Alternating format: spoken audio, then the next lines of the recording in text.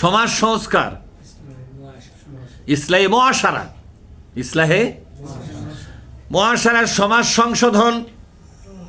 ইসলাম মানে সংশোধন, ইসলাম মানে কি? আর সলেহ সংশোধনকারী, সলেহ মানে। এখন আসেন সমাজ সংশোধন, রাষ্ট্র সংশোধন।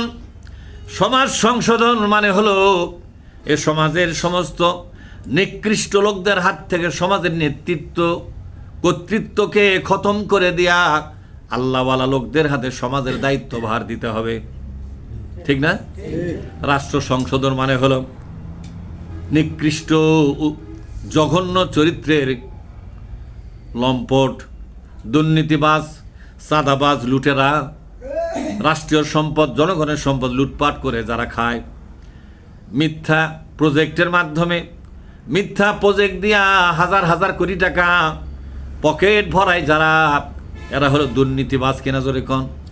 এই দুর্নীতিবাজদের হাত থেকে রাষ্ট্র ক্ষমতাকে কেড়ে নিয়া আল্লাহওয়ালা, যোগ্য, প্রতিভাবান এই সমস্ত দক্ষ লোকদের হাতে রাষ্ট্র ক্ষমতা উঠাইয়া দেওয়া, ঠিক না?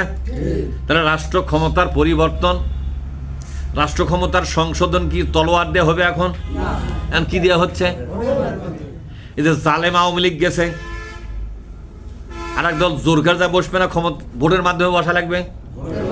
জনগণের মতামত নিয়ে, জনগণের মতামতকে কাউন্ট করে কতটুকু হলো, যারা বেশি পাবে তারাই তো ক্ষমতায় যা বসবে। তাহলে তলোয়ারের ব্যবহার করার দরকার এখন আপাতত। তাহলে এটাই তো জেহাদ। জেহাদ মানে রাষ্ট্র সংশোধন করো। তো রাষ্ট্র সংশোধন যেভাবেই হোক সেভাবেই করো। তো রাষ্ট্র সংশোধন করার কাজটাকে বলা হচ্ছে জিহাদ, তা হোক ভোটের মাধ্যমে, তা হোক তলোয়ারের মাধ্যমে। কথা পরিষ্কার হয়নি? এরা করছে ভোট আছে কোরআনে, আরে ব্যাককেল, কোরআনে ভোট থাকা লাগবে কেন? কোরআনে আছে রাষ্ট্র সংশোধন করো। কোরআনে কি আছে? তোমাকে বলা যে ঢাকার যাও, এখন প্লেনত যাবা না বাসত যাবা তুমি ঠিক করবে। তোমাকে ঢাকার যেতে বলা যে ঢাকার যাবা, কার চড়ে যাবা, এখন এই বাহন তুমি ঠিক করো, না হেঁটে যাবা। আমার কথা কি বুঝতে পারছেন আপনারা? তাহলে আমাদের রাষ্ট্র সংশোধন করার জন্য কি লাগবে? জেহাদ।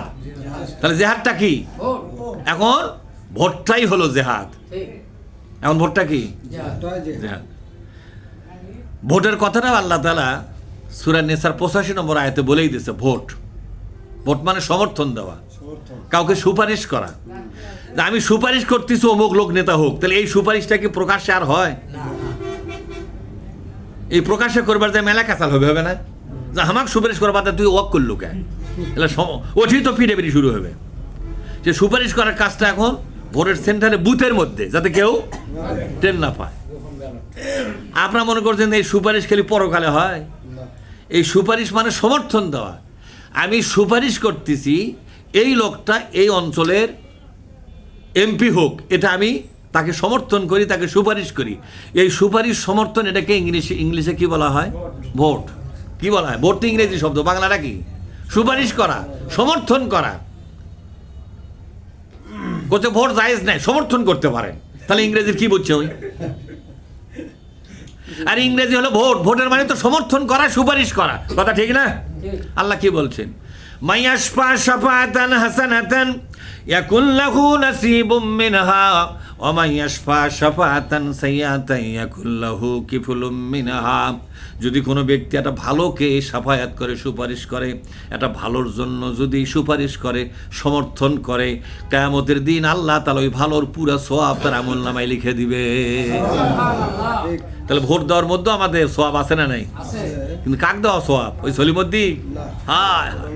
ওয়ামায়াশফা শাফাআতান সাইয়্যাতান, কেউ যদি একজন অন্যায়কারীকে সমর্থন দেয়, যে লোকটা ক্ষমতায় গেলে কোরআনের কথা বলবে না, ইসলামী শরীয়তের কথা বলবে না, দুর্নীতি ছাড়বে না, স্বজনপ্রীতি ছাড়বে না, ঘুষ খাওয়াও ছাড়বে না, দেশের সম্পদ লুটপাট করে খাওয়াটাও ছাড়িয়ে দেবে না, সব জায়গাত মাগুর কাপের মতো, হাঙ্গর কুমিরের মতো ভাবে চলবে, এরকম লোক আছে না নাই?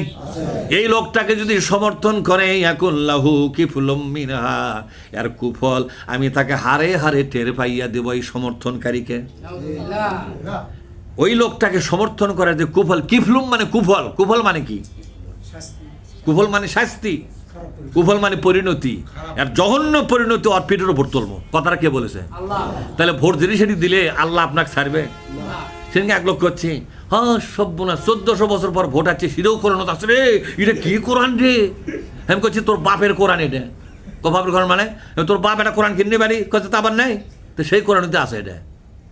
করছি একদিন ধরে আমার মা বরস হয়, এইটা তো পাইনি। তোর মা কোরআনের কি বোঝায়? ওইখানে আরবি ভরভরকে পড়েছি, এরা অক্ষরের অর্থ বোঝায়, কিন্তু যা তোর বাপের কোরআনটা লিয়ায় বেরকে দিচ্ছি। করছে আপনাকে দিলে সবই পারবেন, দরকার নাই ক্যাচারত যাওয়া। আমি বললাম সমর্থন দেওয়া, মাইয়াসফা সাফাত। সাফাত মানে ভোট। সাফাতকে ইংলিশে কি বলা হয়?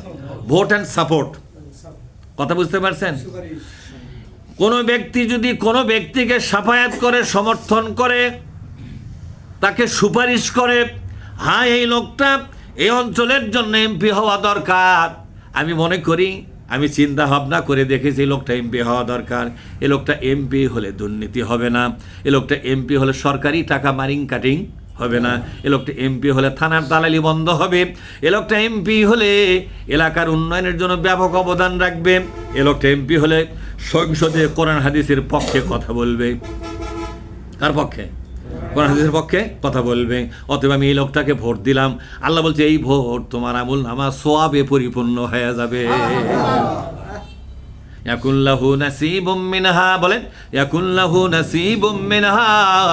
তোমার নসবটা, নসব মানে হলো জবর, নসব মানে হলো সম্মান মর্যাদা, অর্থাৎ তোমাকে সকলের উপরে মর্যাদাবান করা হবে তুমি যদি একটা ভালোকে সমর্থন জানাতে পারো।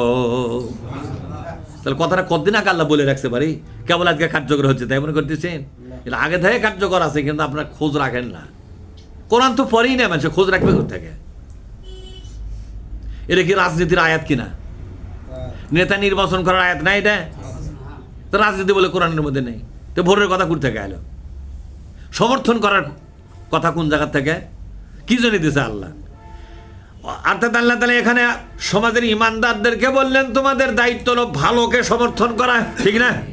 তোমাদের দায়িত্ব হলো আল্লাহওয়ালা মানুষকে নেতা বানাবার ব্যাপারে তোমাদের সমর্থন দেওয়া, সুপারিশ করা, তার পক্ষে লড়াই করা, সংগ্রাম করা, ঠিক না? ব্যাটিক জোরে এখন